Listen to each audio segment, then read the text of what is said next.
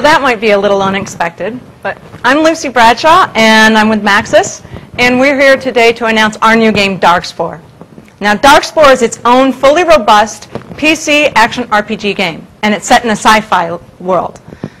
Darkspore is not an extension of Spore. However, it was inspired by and shares some of the unique, innovative technology that we created for Spore, the award-winning Creature Editor. The Darkspore team at Maxis not only took their inspiration from the Creature Editor, but their own passion for and previous development experience in the action RPG genre to create a game that not only delivers the features and depth that you would expect of an action RPG, but also innovations in the areas of character upgrade and customization, gameplay mechanics, and online play. So what we're going to do today is I'm going to have Mike Perry, the executive producer on the game, coming up and give you a deeper introduction to Darkspore along with a demonstration. Thanks a lot. Thanks, Lucy. As an action RPG, Darkspore is a game about loot. It's about that drive and motivation to unlock and collect better stuff. And where Darkspore is unique is that it's about building a collection of genetic heroes, living weapons, each of which that has a unique set of abilities that can be used in combat and battle, and about collecting parts to upgrade and customize those genetic heroes. This becomes really apparent when you're playing in co-op because at its heart, Darkspore is a co-op game. You can solo through if you want to, but the game really comes to life when you're playing in co-op.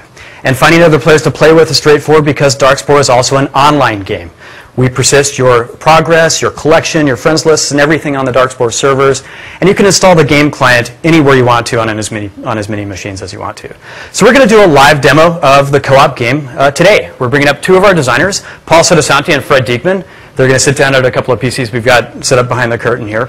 And we're going to talk about and demonstrate some of the co-op gameplay mechanics in the action RPG space and show how the characters that you're unlocking in the game, the genetic heroes, use their abilities. Overdrive ready. But when you start to attack a planet in Darkspore, you'll look into your hero collection and choose a squad. 3 heroes that you think will be the best ones to beat the level that you're attacking.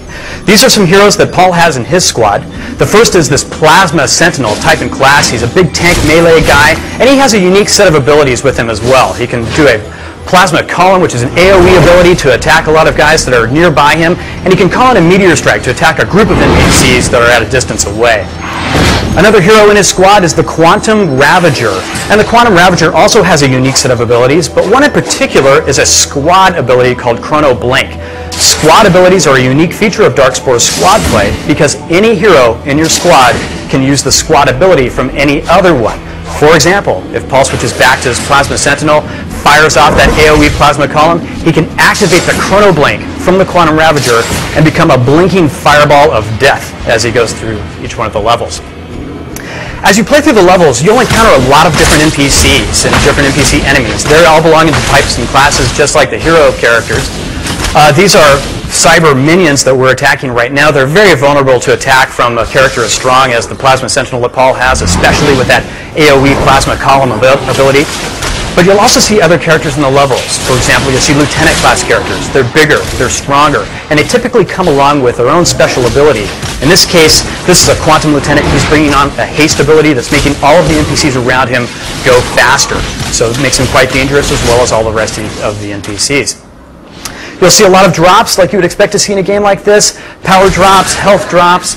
DNA is like our in-game gold. You can use that to pick it up and spend it to upgrade your heroes back on your spaceship.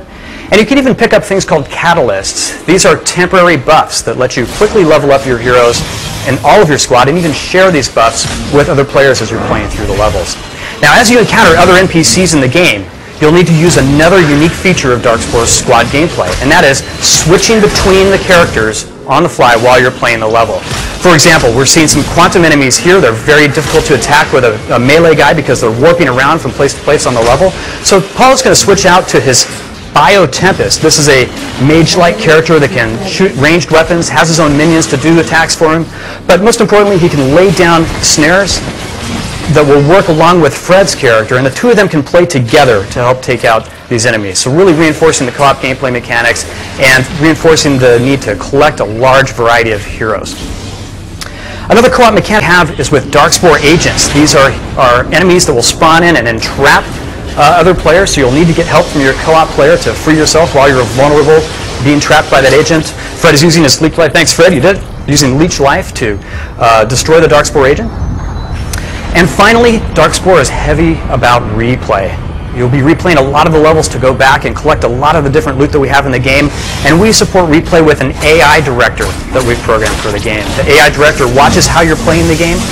It determines which NPC enemies it's going to spawn in, how many, how difficult they are, and what they'll do when they spawn in. And what it's done here is it's watched how Paul and Fred, fairly expert players, have played through the level, and has unleashed a horde of all of the NPCs that they've seen earlier in the level all at once. So we'll stop the demo here and say that Darkspore is a game about